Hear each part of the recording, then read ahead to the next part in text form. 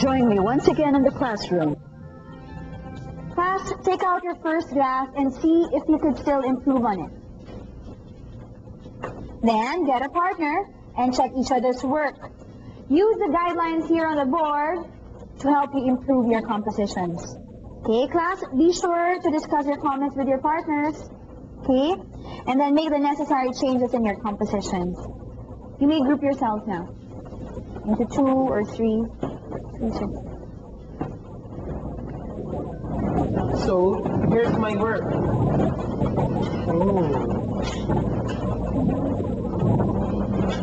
I really like the way you wrote about noise pollution.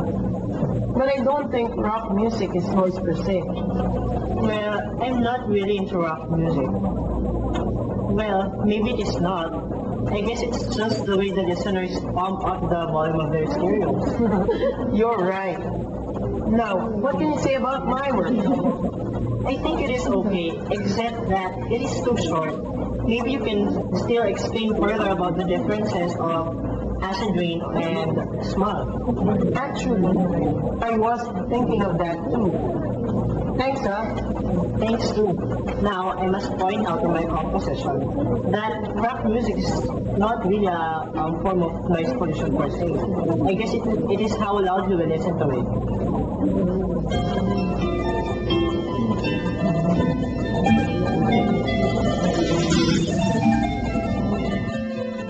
Did you take note of what the teacher asked the students to do with the first draft? Yes, they did self-checking of their work, followed by peer conferencing. What helped them do this? Yes, the teacher provided some guidelines for checking. They were not just actually left on their own. What were they to do with these comments and suggestions? Right, they were supposed to consider them in revising their work. What else did she ask her students to do? Let's see what happens in day 3. Class, now that you have made the changes in your work based on your partner's suggestions, kindly pass your compositions so I could take a look at them.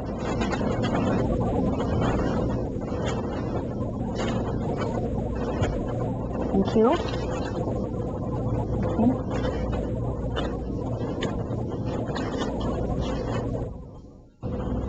Class, here are your papers. I'm going to distribute them to you.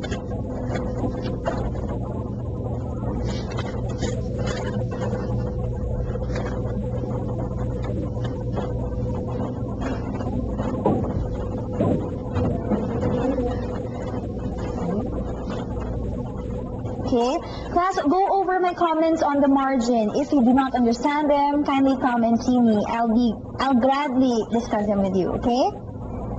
Okay, then rewrite your compositions and turn them in when you are done.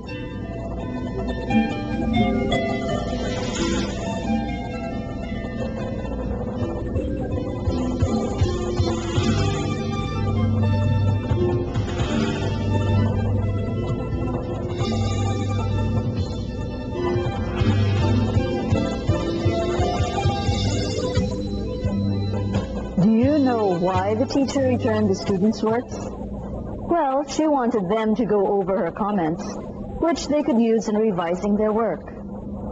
Also, she encouraged some students to confer with her personally. How does this scenario differ from the first one? In the first scenario, the teacher surprised the students with a writing activity.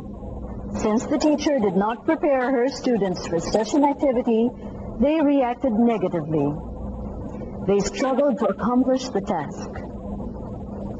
In the second scenario, the teacher prepared and guided the students in writing their composition. The students were more receptive to the idea of writing. They were then willing to write. When does a teacher view writing as a process? We will know the answer to this question when we return. Please stand by.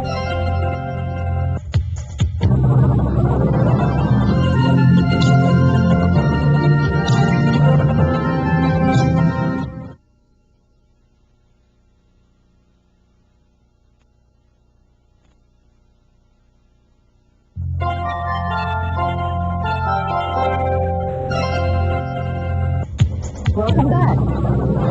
When the teacher views writing as a process, she sees that writers go through several stages before they are able to produce a piece of writing. She, therefore, creates conditions in how something is done, as seen in diagram 1. The first diagram shows the general stages in the process of writing, namely, being motivated to write, getting ideas together, planning and outlining, making notes, making a first draft, revising, planning, redrafting and editing, and getting ready for publication. These steps are not observed in a strictly step-by-step manner. The process is not linear. In fact, writers may go backwards and forwards as they write.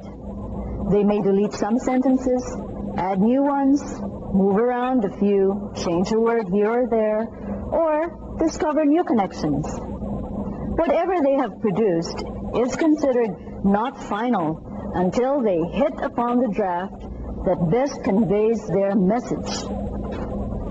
Finally, their work reaches their intended readers via publishing.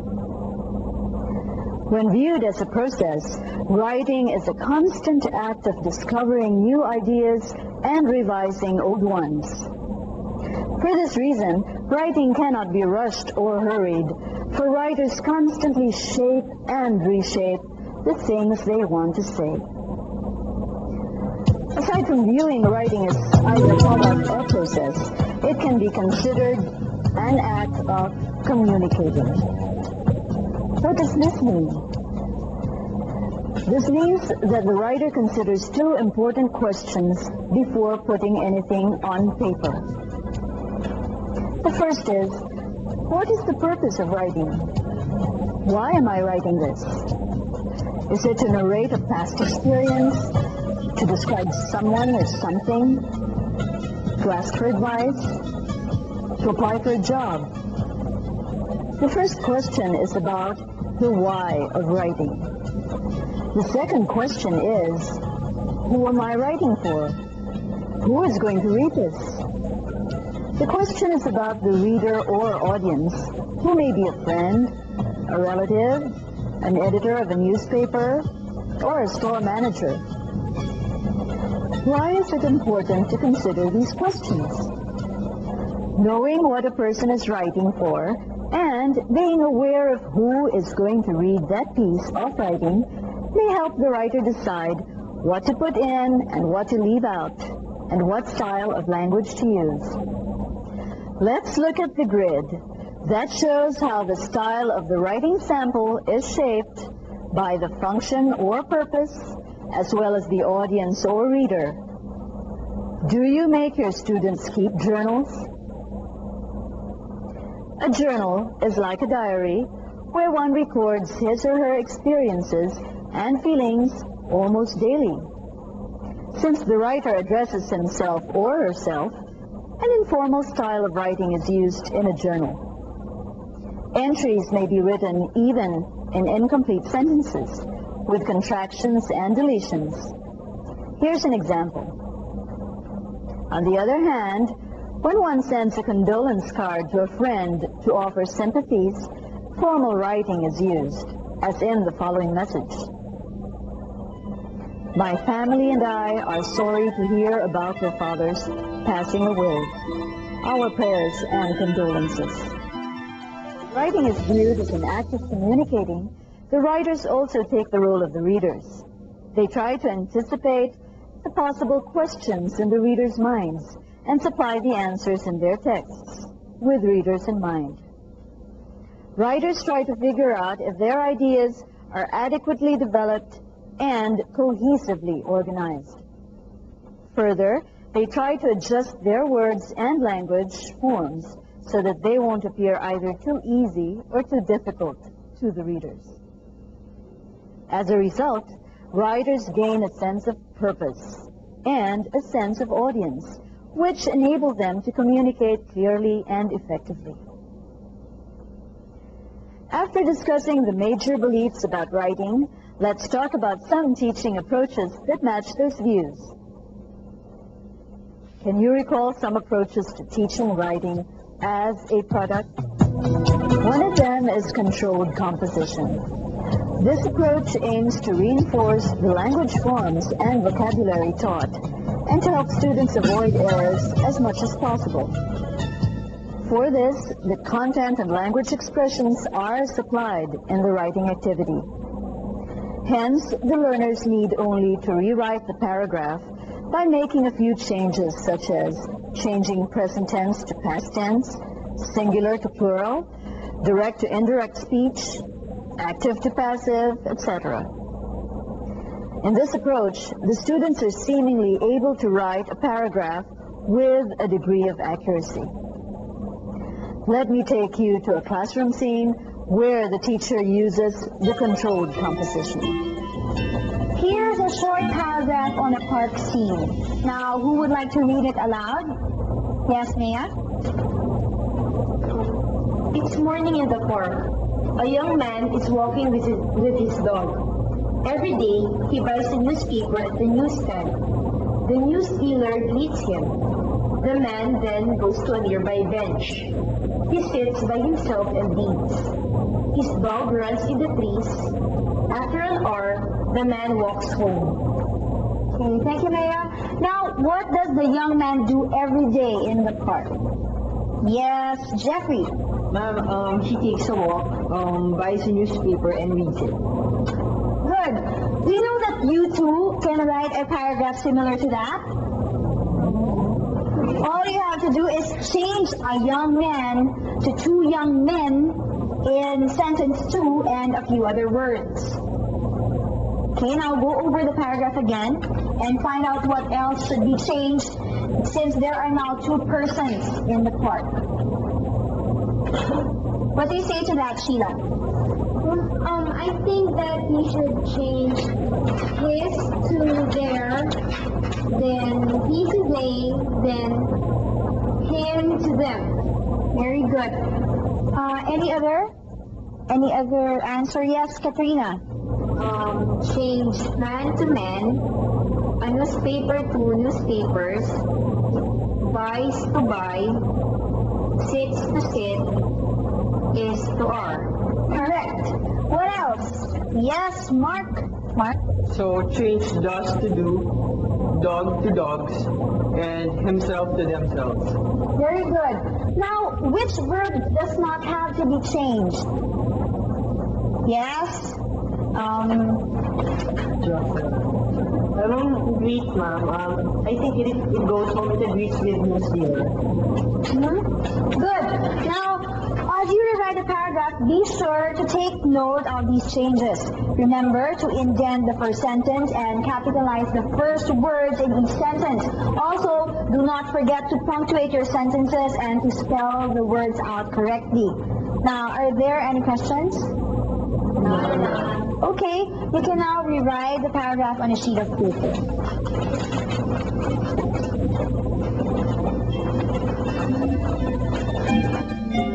Did you notice the features of teaching controlled composition? Yes, in this approach, the teacher gives the students a paragraph to work with. They don't need to bother themselves with content, organization, finding ideas, and forming sentences. All they need to do is make a few specific changes in grammar. Did you take note of the changes students had to make in the nouns, pronouns, and verbs? Study this activity. What language form is being practiced here? Are the students really writing what they want to say? Activity 1.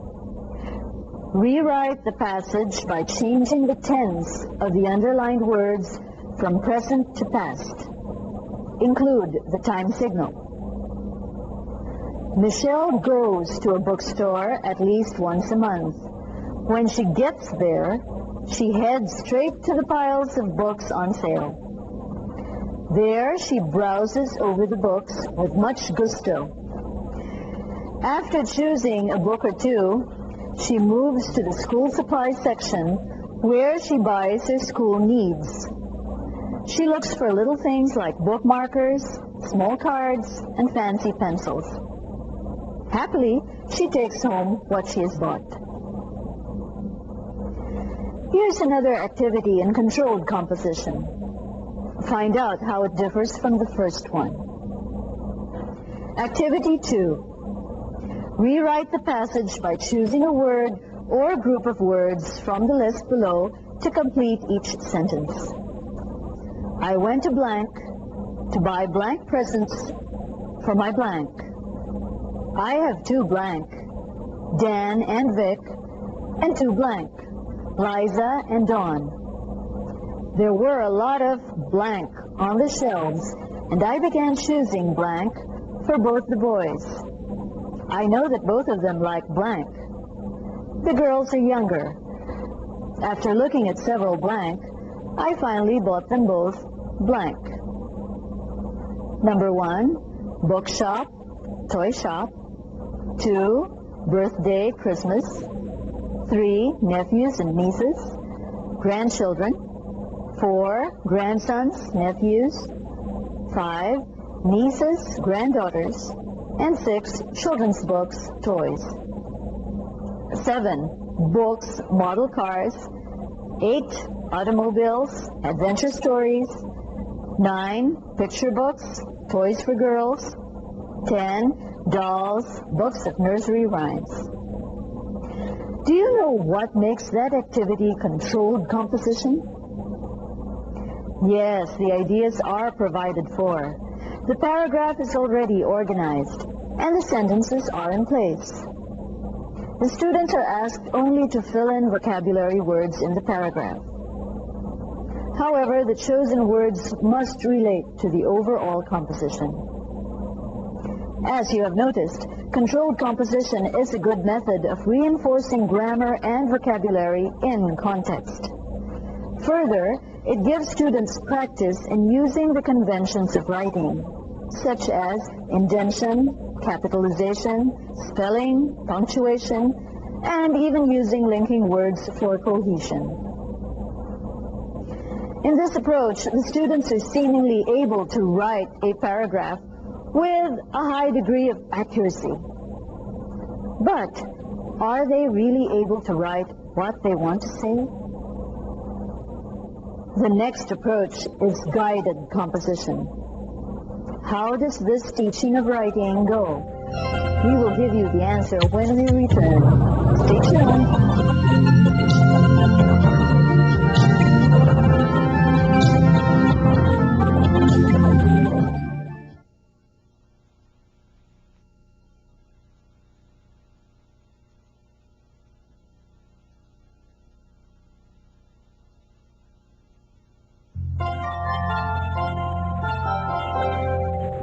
Welcome back. Let's discuss now another approach to writing called guided composition. In guided composition, the student writing is less controlled. Students are given some content and forms of sentences, but not all of what they will use. They may be supplied with the first sentence, the last sentence, an outline to fill out, or a set of guide questions with which to organize their writing.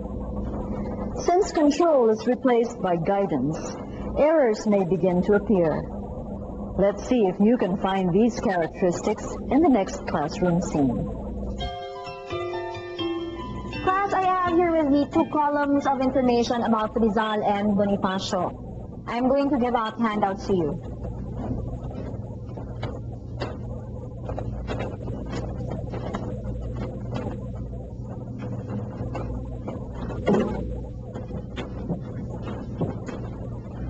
Does everyone have his or her own copy?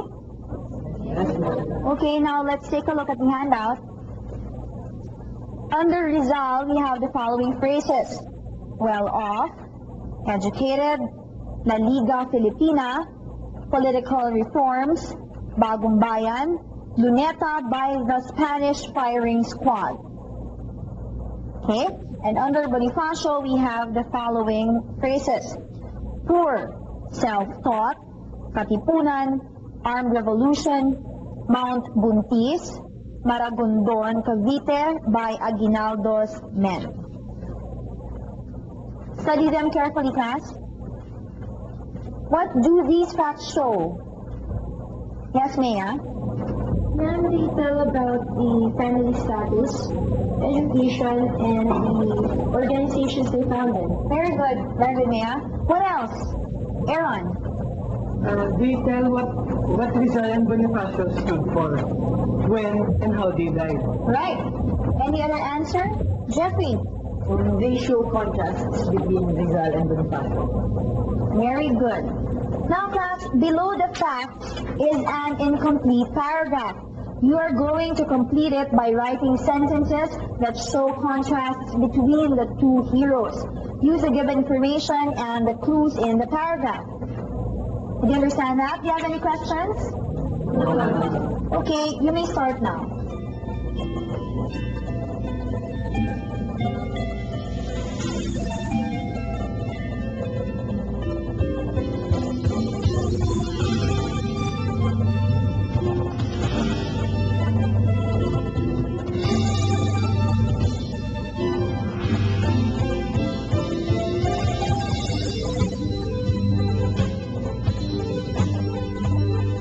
Why is that called guided composition?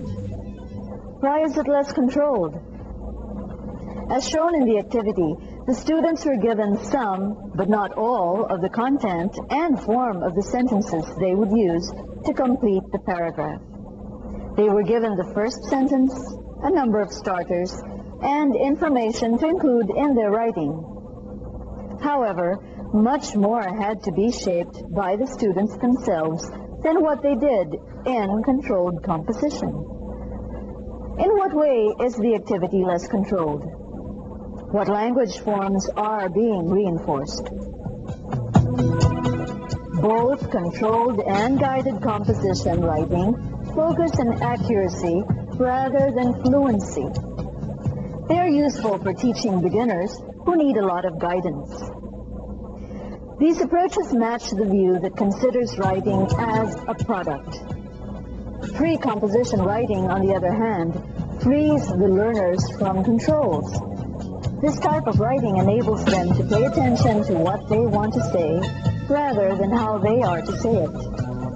Aside from the process approach to writing, which will be lengthily presented in the succeeding episodes, what other approaches are compatible with writing as a process? One of these is the free writing approach, sometimes called quick writing. Let me show you a classroom scene on free writing. Class, just like what we did yesterday, we're going to have another 5 to 10 minute exercise, okay? But this time around, I'm not going to give you any topic. You are free to write about any topic which interests you. However, if you cannot think of any topic to write about just now, you can put down on paper whatever comes to your mind.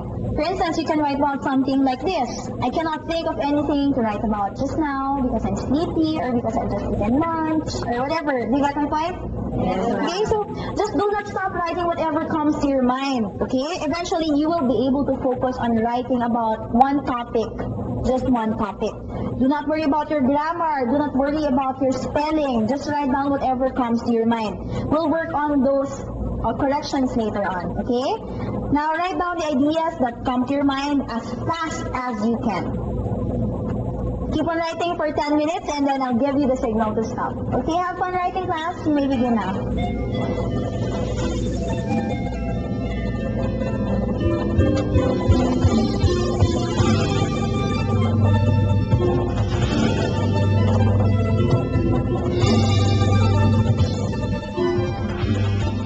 What is the teacher's purpose for allowing the students to write on any topic? Why didn't the students have to worry about grammar and writing conventions as they wrote? Free writing is meant to make the students get rid of writing block. That is, not having anything to write down on paper because they lack ideas or they fear that their English is bad.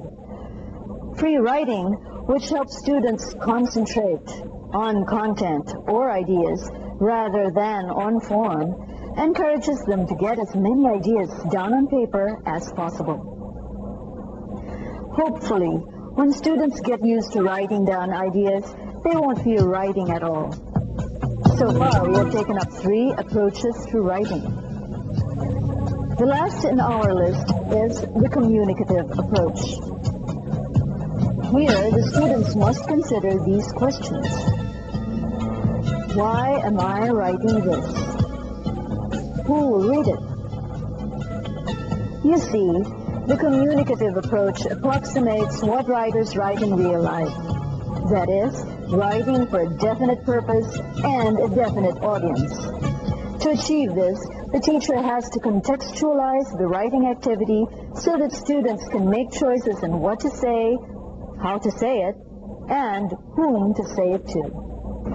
I'm sure you've learned a lot about writing in this episode. And don't worry if you missed something.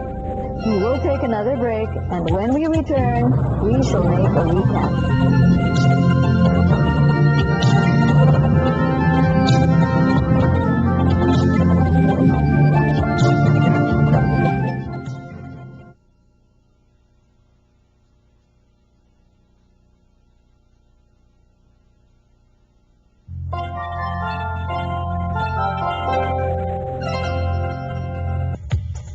Welcome back.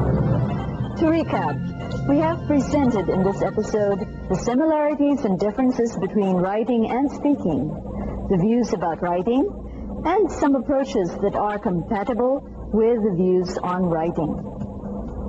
We said that writing can be a product, a process, or an act of communicating. We took some approaches to writing, and these are controlled composition, guided composition, the free writing approach, and the communicative approach. In the next episode, we shall give you the process approach to writing. So, goodbye for now. This is Menchie Pascual saying happy teaching.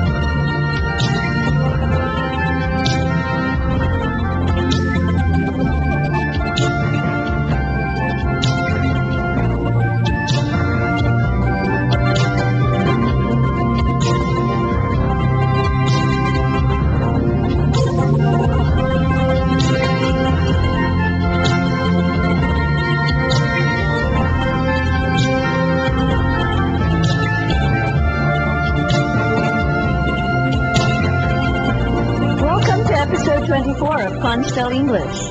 This is your host, Menchie Pascual. Do you remember what you learned in the previous episode? Remember the 2 scenarios presented to you showing how a teacher viewed writing? Let us recall briefly what those 2 classroom scenarios were about. In the first scene, the teacher seemed more concerned with the end result of the writing activity rather than the means to achieve it. What do you call this approach to writing? Yes, product. In the second scene, and like the first one, the teacher saw to it that students had to undergo several stages of the writing process before they could produce a piece of writing. What approach to writing is this? Right. Process approach to writing. The two scenarios viewed writing as product, which is linear, and process, which is recursive. Let us take up the features of the process approach. This approach sees writing as non-linear, which means that the steps need not be followed in the same sequence. Recursive, which means that it is repetitive, and generative, which means it involves several steps or stages. The following diagram illustrates the flexible and recursive nature of the writing process. What have you observed about the first three stages? Why are they within the small circles?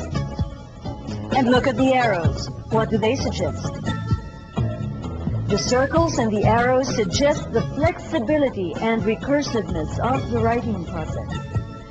As you can see, the last stage is located outside the three circles, but is still within the big circle along with the rest of the stages. Based on what we have discussed, what then is the process approach to writing? I'll give you the answer to this when we return. Please stand by.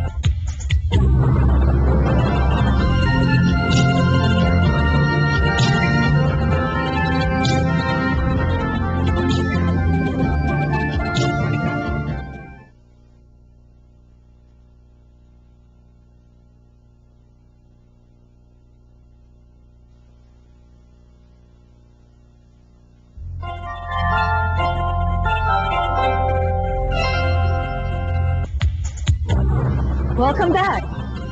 A process approach to writing sees writing as a nonlinear, recursive, and generative process that involves several steps or stages, starting first with pre-writing, where ideas are generated via various resources or methods.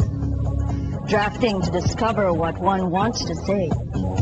Revising and proofreading. Getting feedback from various readers between revisions, writing again, and finally, publishing and presenting the output. Now, will you tell me again the four basic steps or stages in the process approach to writing? They are pre-writing, drafting, revising, and proofreading, and publishing and presenting. We are now ready to take up the first stage in process writing, pre-writing. What does pre mean? Pre means before. And what does pre-writing mean? Let me take you to a class where a teacher conducts a pre-writing activity. Class, did you enjoy the field trip that we had last Saturday? Why, Maya? Well, I wish we had gone to other places of interest outside of Manila. And what do you mean by that, Maya? Well, ma'am, my classmates and I were thinking of going to Dr. Jose Rizal's place in Calamba, Laguna. That would have been wonderful, but we just didn't have the time. That would call for a second field trip. Anyway, we will keep your suggestion in mind. I'm happy to note that Maya here mentioned the name Rizal. Everyone here knows that he is our national hero. Yes, ma'am. Today, we shall take up a topic that is related to the word hero. What are the things that come into your mind when you first hear the word hero? I would like each of you to get a piece of paper and a pen, and then write as many words and phrases as you can which you normally associate with the word hero. Okay? Remember, class, you have to do this by yourself. No copying, and do not share your items with anyone. Okay? Are you ready? Yes, ma'am. Let me start now.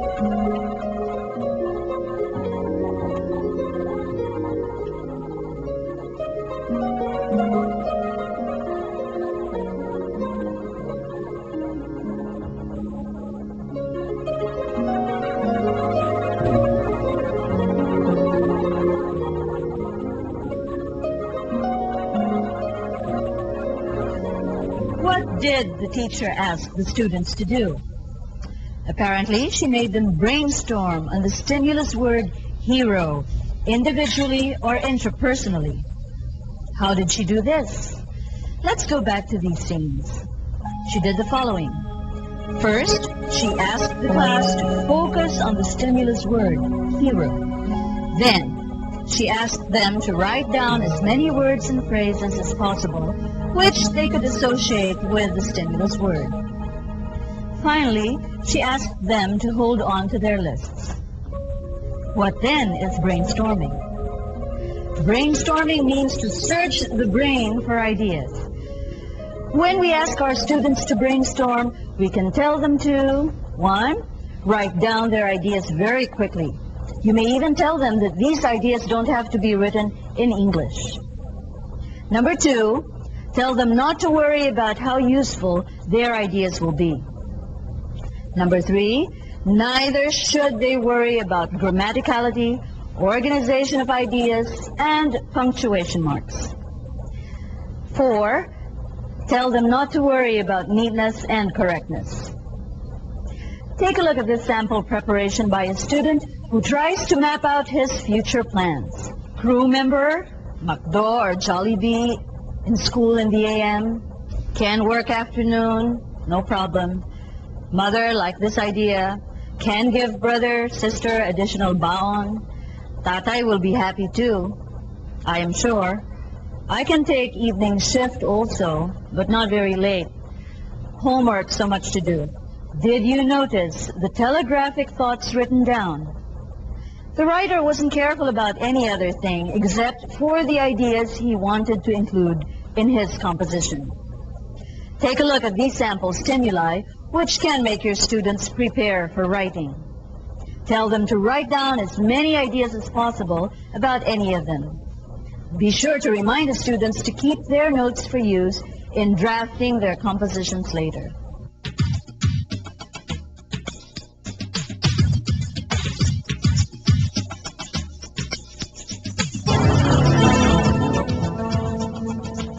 These are only a few of the many stimuli which our students can brainstorm on.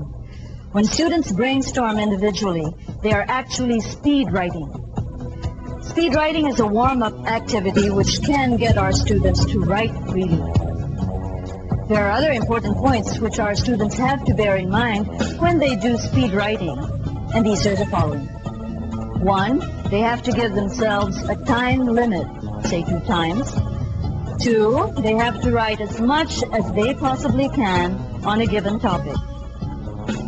3, they can write whatever comes into their minds.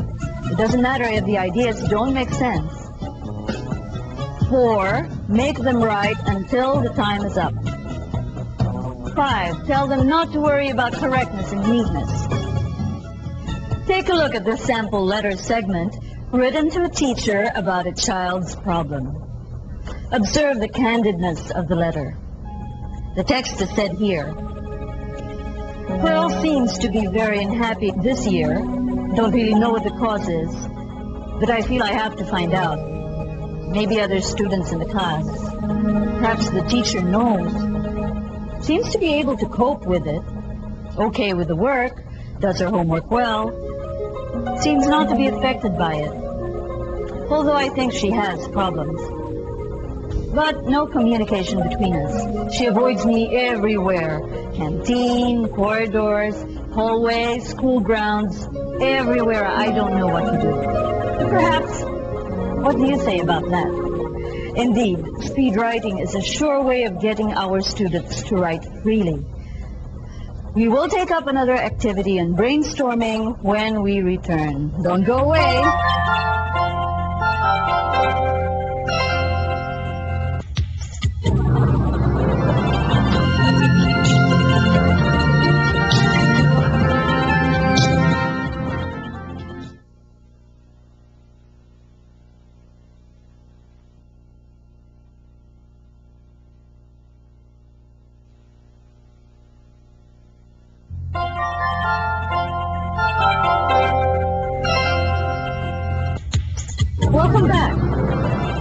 Let's talk about still another way of making our students prepare for writing. And this is by asking of themselves WH's questions. This idea is good for longer pieces of writing. What do we tell our students to do if we go by this technique? We should tell them to, 1, write down some questions about the topic, such as who, what, where, when, why, how. 2, think of as many questions as you can. Let's look at a sample list of WH's questions. 1, what is the problem? 2, who are affected by it? 3, what is causing the problem? 4, where is the problem at its worst? 5, how can the problem be resolved? 6, when is the best time to resolve it? You can imagine the enormous answers a student can give to those questions. The activity can certainly generate a lot of ideas, can't it? Let's listen to Liza's thoughts as she thinks aloud on the topic, taking the first plane ride. What things will I take with me? Do I need the money to buy a new pair of pants? How about a new pair of traveling shoes? When will I buy my plane ticket? Who will take me to the airport? How will I behave inside the plane? Do they serve food inside the plane? What food should I take with me so that I won't go hungry? Once again, can you imagine the enormous data Liza can incorporate by merely asking of herself those questions? Another example of a brainstorming activity is cubing. Cubing is brainstorming activity where students generate ideas individually based on a given set of guidelines. Take a look at this classroom scene where a teacher asks her students to brainstorm on a topic using cubing. Class, could you give me once again the topic which we would talk about today? Do you remember? Yes, Mark. I think we opted for the topic smoking, the great killer. Yes, I think so too. Well, today, class, I would like you to write down as many things as possible regarding the topic smoking. Okay? But please, be guided by the following guidelines. Here are the guidelines. They're written on the board. First, describe it. Okay? You can ask questions like, what does it look like physically? What do you see? How does it smell, feel, taste, sound? Okay? And then after that, compare it. What is it similar to? What is it different from? Class, do you follow? Afterwards, analyze it. What is it made of? What are its parts? How are they arranged? Okay? Afterwards, associate it. What does it remind you of? What do you associate it with? What stories, events, or situations come to mind when you think of it? Okay? And then for the fifth guideline, apply it. What can you do with it? What can you use it for? What unusual applications can you think of for it? And lastly, argue for or against it. You can take any position. Actually, you can give any reason you can think of, even crazy funny ones. Okay? Now class, get your pen and paper. You may now get your pen and paper. And remember please to refer to the guidelines. The questions are now written on the board.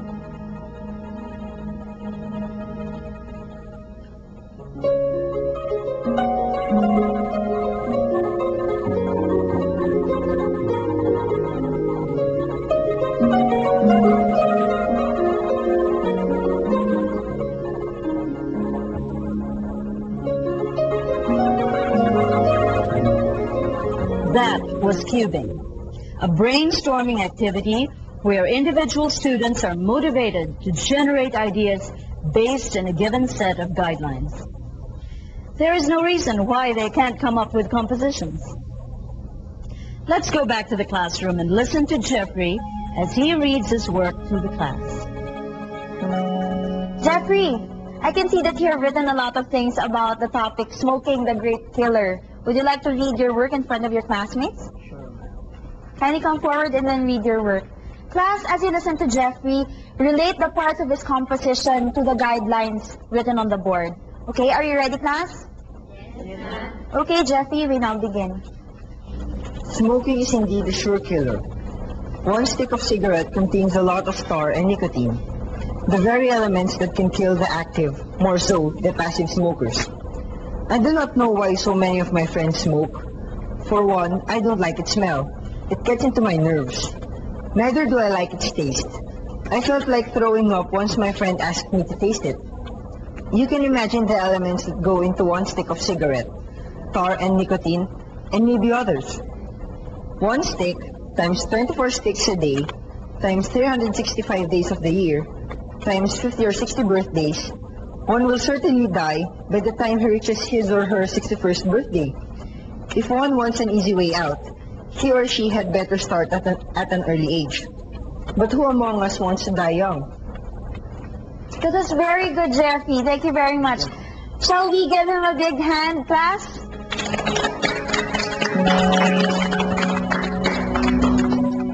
Wasn't that great? If teachers would only realize how important it is to make their students go through pre-writing activities, then they will not have any problem of asking their students to put in the appropriate content in their compositions. Yet, still another brainstorming activity which is done individually is called mapping. It is similar to clustering and cubing because it enables the learner to generate ideas on his own. It likewise allows the learner to let his imagination run free based on a given topic. Look at this sample set of items generated by the topic, My Brother.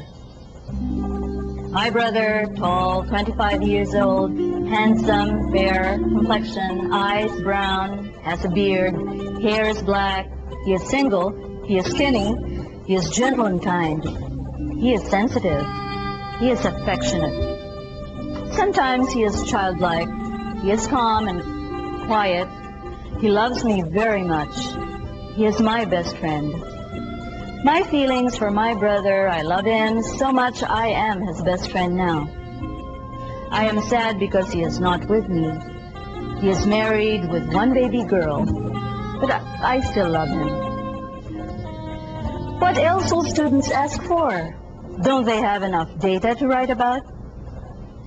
Do you now realize how important it is to make our students go through pre-writing activities before they do actual writing?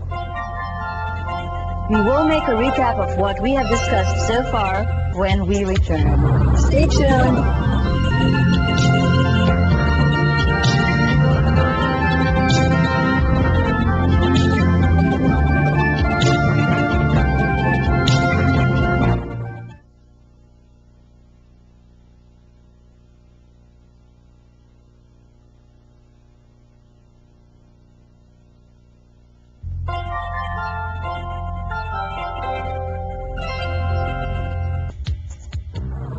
Welcome back.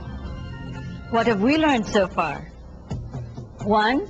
Brainstorming, which means storming the brain for ideas, is one sure way of generating ideas. 2. Brainstorming can be individually or intrapersonally done. 3. Speed writing, asking WH's questions, cubing, and mapping are sample brainstorming activities. Let us take up yet another brainstorming activity which can be done individually, and this is by looping. What is looping, or loop writing? Looping, which is the most complex approach to free writing, involves writing to find out what one wants to say in a certain topic. It is a semi-structured individual activity which requires writing for a certain period of time without stopping. Let's find out how a teacher employs this technique in the classroom. Class, I would like you to write down your thoughts as freely as possible on the topic smoking the great killer for 5 minutes without stopping. Okay? You need not worry about your grammar or your punctuation marks or the neatness and the correctness of your work. All you need to do is to let go of your ideas and thoughts on the topic. Yes, Sheila, you have a question? Ma'am, do we have to write down words or sentences? That's a good question. It is ideal to come up with sentences because I expect you to come up with a summary statement. Russell, you have a question? What's a summary statement, ma'am? Well, as the name implies, it is the summary of your thoughts and ideas in loop 1. Now, class, get your pen and paper and write down your thoughts on the topic smoking the great killer. You will be given 5 minutes to do so. Let me begin now.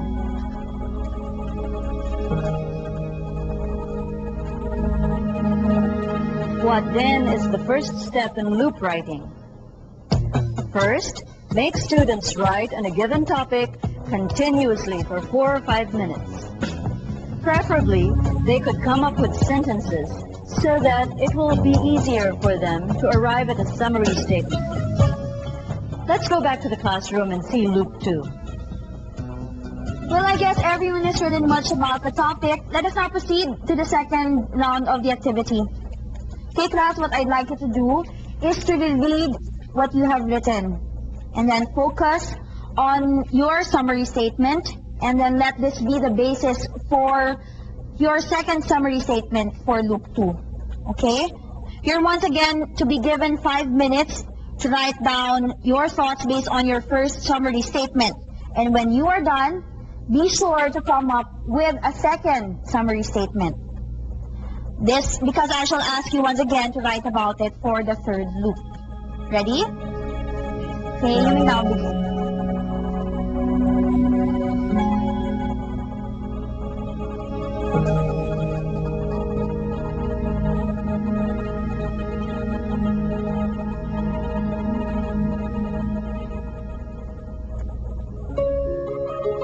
What is the second loop about? What did the teacher ask the students to do? Apparently, she made them reread what they had written down. Second, focus on the summary statement. Third, write their ideas on the first summary statement continuously for another 5 minutes. Join me once again in the classroom and see the rest of the lesson. Now that you are finished with your second summary statement, let me ask you once again to focus in it, and then afterwards, write down as many thoughts and ideas as possible about it. Okay, Yasa, would you like to share your second summary statement? Yes, ma'am. Smoking can really lead to an early death. Just like Yasa, I would like you to use the second summary statement as basis for the third loop. Okay, are you now ready? Yes, ma'am. Okay, you may now begin.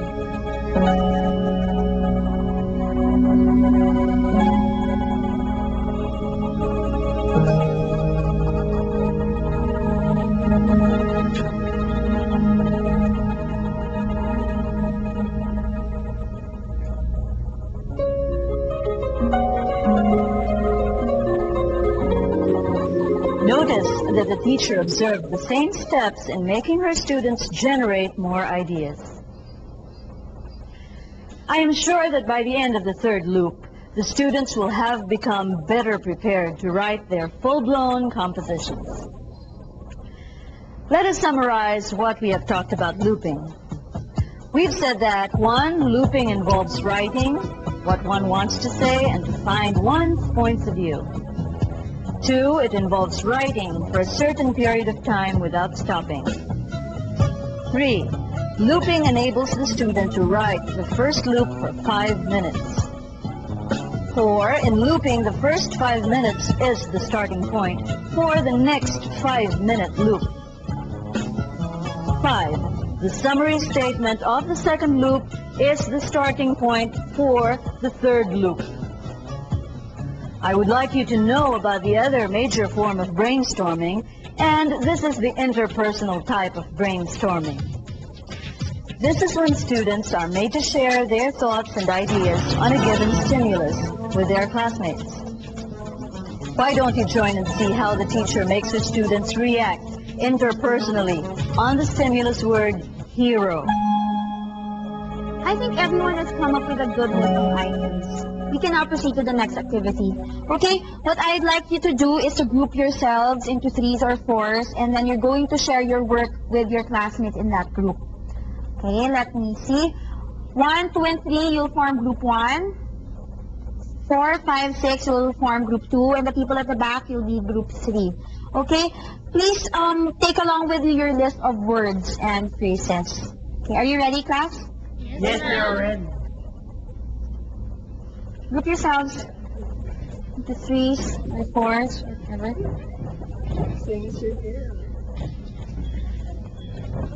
Now that you are in your respective groups, be sure to assign a leader and a rapporteur. Okay, the leader will later report on the final list of words for that certain group. Are there any questions? Yes, Russell? What are we supposed to do with this list? You are supposed to share your work, your final list, your list of words with the other members of your group. Okay? You may either agree or disagree with them on certain items. Okay? But remember to come up with a final list of items later on. Is that clear? Everything's clear now. Okay. You may now begin.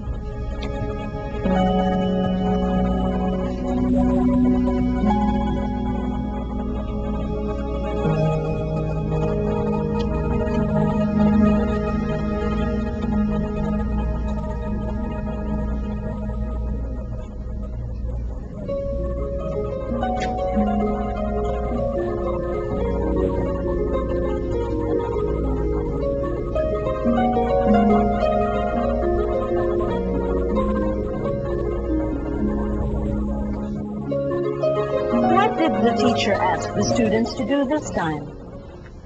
She made them brainstorm on the stimulus word hero in groups. This is what we call brainstorming interpersonally. Let's go through the various steps the teacher employed when she asked the class to do brainstorming in groups. She did the following. 1, she divided the class into small groups. 2, she made each group assign a leader or a discussant and a rapporteur. 3, she asked the group members to share their list of items with each other. 4, she made the class agree or disagree on certain items. 5, she made each group agree on a set of items. 6, she asked the group leader to report on the results of the discussion to the whole class. When you ask your students to brainstorm in groups, you can follow these suggestions. Establish the subject to be discussed. Keep the discussion on track with the facilitator or leader of the group. Encourage the participation of all class members. Encourage participants to take down notes as ideas are suggested. Do you think the class would be ready for the next step after the brainstorming session? I'm sure they would. We will take up the second pre-writing activity when we return. Don't go away.